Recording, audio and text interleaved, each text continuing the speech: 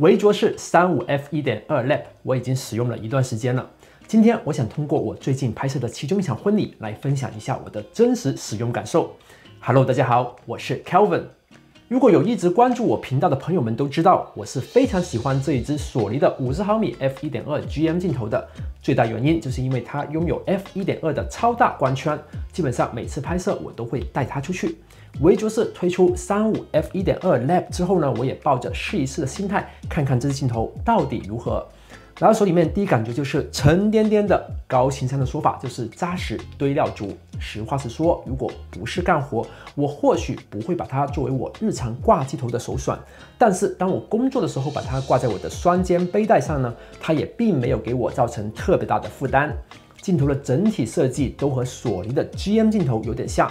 该有的按键都有，而这个小小的 LED 屏幕呢，还可以通过手机 App 来更换照片或者文字，我觉得还是挺有趣的。不过它的光圈环设计呢，我个人并不是特别喜欢。在我刚刚开始使用的时候，我会经常误触，造成光圈突然间从 f1.2 变成 f4 或者 f6.3，我需要一直往回转回去 A 模式下，才可以变成使用相机波轮来控制光圈。后来我把镜头旁边的 Click 拨杆开启之后呢，误触的问题也得到了缓解，但是并没有完全解决问题。真心希望可以增加一个光圈环锁定按键，还有它的镜头这个盖的凹槽实在是太浅了，希望维卓士日后呢可以改一下镜头盖的设计模具。过去的1个多月里，我用35 Lab 拍摄了不少的 party 和婚礼，而其中有一场小型婚礼呢，让我印象非常深刻。这场婚礼是在新娘的爸妈家后院进行的。我到了新娘的家之后呢，立刻用这一支镜头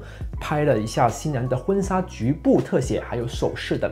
回到房间，发现新娘呢并没有请专业的化妆师，而是自己进行化妆和做发型。我在狭窄而光线并不明亮的洗手间里面呢，抓拍了几张照片。得益于35毫米的焦段和 f1.2 的大光圈，让我可以使用 ISO 250和 f1.2 的光圈1/4的快门速度来拍摄这几张照片。那虽然呢我是拍摄镜子里的新娘，但是呢对焦还是锁定在新娘的眼睛里。那在拍摄过程中，我都会习惯性的和新娘聊聊天，缓解一下新娘紧张的情绪。拍摄这一张照片的时候，她突然间转过来和我说话微笑，我立刻按下快门，记录一下这一张美好的瞬间，也让我对这支配有了 Hyper VCM 超音波马达的国产镜头的对焦呢，拥有了超强的信心。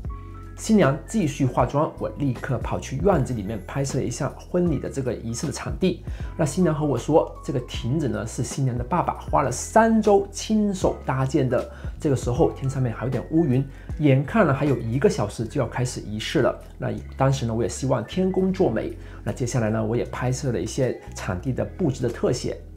进入房子之后呢，看到厨房摆满了给宾客准备的食物，我也顺便拍了几张。那35毫米这个焦段呢，配合 f1.2 的大光圈，那除了呢可以保证这个暗光拍摄呢，也还可以虚化这个杂乱的背景。那哪怕呢这个室内拍摄也可以得到这个非常可观的这个虚化，而且呢35毫米呢也可以和被摄主体更加的亲近。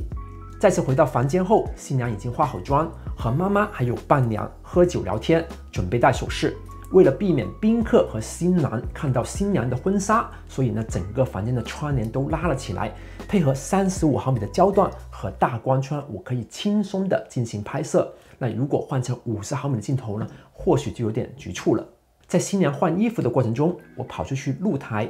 拍几张这个新郎的穿衣准备过程。那拍摄过程中呢，也可以感受到新郎呢是比较紧张的，而新郎和自己的伴郎团还有父母的合照呢，我就使用了索尼的2870 f2 GM 镜头来进行拍摄。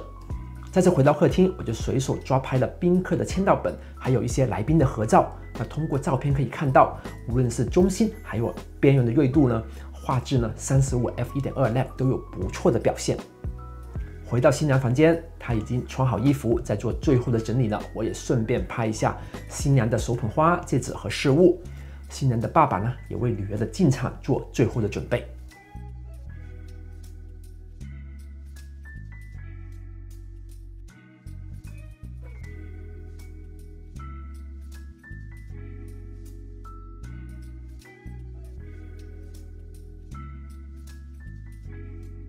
仪式的时候，由于我不想太靠近新郎和新娘，而影响其他宾客的观感，我就用35F1.2 Lab 拍了一个整体的画面，我就把它换成了2870和另外一台机身上面的85F1.4 GM2代来拍摄。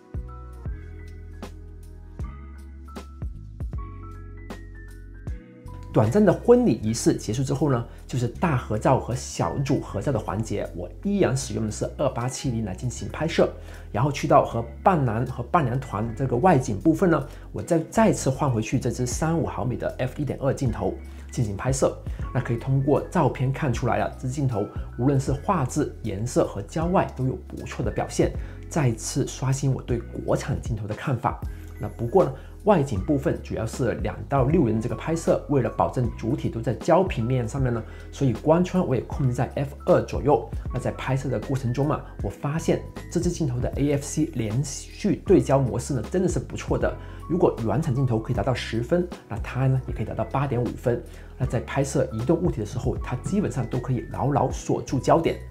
外景部分拍摄完毕之后呢，新人也稍作休息，我也拍摄一下宾客的一些互动，还有新娘家的猫猫。通过这张照片可以看到，这支镜头我在 f1.2 大光圈下的画质、对焦和虚化表现。那当然了，我也随手拍了几张照片，大家可以看看它的看炫光能力和指边控制能力是如何的。